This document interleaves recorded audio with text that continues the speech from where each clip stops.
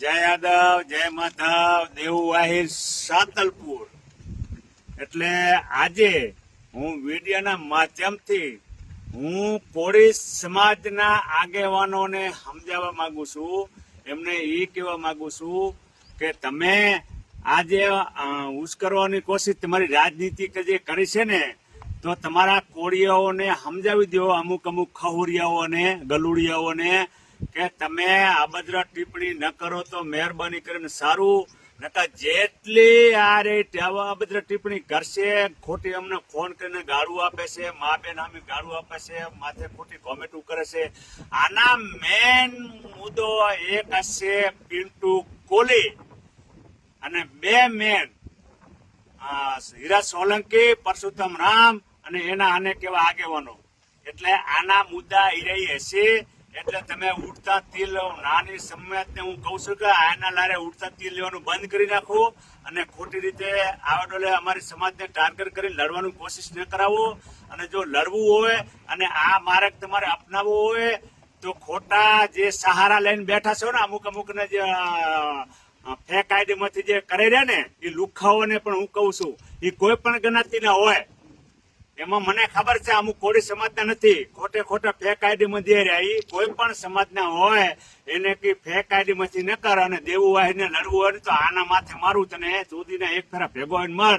અને મને મજબૂર ન કરતા કે મને ગાળું દેવી પડે ને ગાડીના વિડીયો ન બનાવવું પડે, મને કોમેન્ટમાં કે દેવું ભાઈ ગાળું ન મારવું પડે. આ ભડવાઓ મને એવી કોમેન્ટો કરે છે તો મને મજબૂર થઈ જાઉં છું કે ગાળું દેવા માટેની મા બેનને. અને હવે મેં નિયમ લીધો છે કે જેના ફોન આવશે એટલે મા બેન ગાળું દેવાની વિડીયો નહીં ચડાવવાનો. એ ફેમસ થવા કરે પણ એના વિડીયો નહીં ચડાવવાનો કોઈ પણ ભાઈઓને. એનો કોઈ પણ ગાળનું રેકોર્ડિંગ ચડાવવાનું, ગાળું દઈ અને કાયદેસર ગાળો વાળી હુડ બોલાવવાની, એની મા બેન મેળવાની નહીં. જે બોલતો એની જ મા બેન નહીં મેળવે. પછી કોઈ પણ જ્ઞાતિનો હોય, આ પર્સનલ. અને 18 વર્ષને હું કહું છું કે બધી સમાજને અમે માની છીએ અને કોઈ સમાજ વિશે નથી. જે આ ખરાબ માર્ગ દોરાવે છે અને એ અલગ માર્ગ ઉપર જે આ દિશામાં જે તીર ઉડાડે રહ્યા એના માટે છે આ વિડીયો. એટલે મહેરબાની કરી અને આગેવાનોને કહીશી કે પછી અમને મજબૂર ન કરો કે સોશિયલ મીડિયામાં તારે રાઠી બોલાવવી પડે. અને હજી અમારા આગેવાનોને અમને ઓર્ડર નથી આવ્યા અને જયારે ઓર્ડર આવશે ને ત્યારે તમને ઘરમાં પડીને મારશું. આ લુખાઓને કહે છે ઘરમાં પડીને મારશું. હજી અમને ઓર્ડર નથી મળતો કે જવા માટેનો. અમે એમ કહેશે કે તમે શાંતિ જાળવો, આપણે કાંઈ કરવું નથી. એટલે મહેરબાની કરી અને હીરા સોલંકીને પરસોત્તમ રામને કહી દીધી કે એક વિડીયો બનાવીને આ ભાઈને મૂકી દો અને આ ખહુરિયા હેઠે બેસી જાય ને કે આ ખહુરિયાને ઘરે ખાવા ધાન નથી ઉલડે રહ્યા.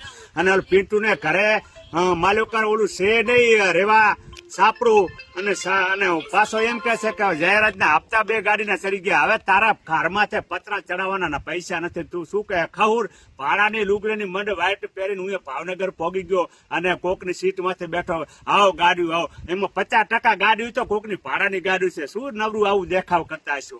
શરમ વગર ના હોય, શરમ તો કરો જરાક. આ આયાર સહી વિચાર કરી લેજો. આયાર સહી અમારા કાનુડે એમ કીધું તું જયારે મહાભારત યુદ્ધ રચાયું ત્યારે કે અમે અદુવંશી છે એવો માયનોલાલ કોઈ એવો પેદા નથી છો કે આયરોને કોઈ સામુ ટક્કર લેવો.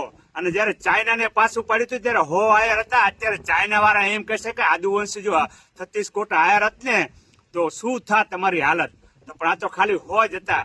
પણ એટલે હું તમને લાંબી આખો ઇતિહાસ મારે ભણાવવા નથી, પણ અમારો ઇતિહાસ જે તમે જોઈને હાલજો. એટલે મહેરબાની કરીને ખોટા ઇતિહાસને ઉશ્કાવવાની વાત ન કરતા. અમારે કોઈ ઉશ્કાવો નથી. અમારા બાપ દાદા જે કરી ગયા ચોપડામાં લખલ પડ્યું હોય, અમે એના વંશિત છે.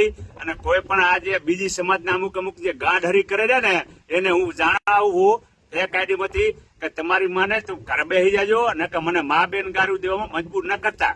એટલું વિચાર કરી લેજો. અને હવેનું જો કાંઈ પણ આવ્યું ને આ બધા ટિપ્પણી ખોટી રીતે મારામાં ફોન આવ્યા ને એટલે આ કોળી સમાજના અનેક સમાજોને બધાને જણાવું છું કે ખોટું ન લગાડતા. હું ગાળું દઈશ નકા આ લુખાઓને સમજાવી દેજો. જય માધવ, જય યાદવ. વિડીયો શેર કરજો ને કોમેન્ટ જરૂર કરજો.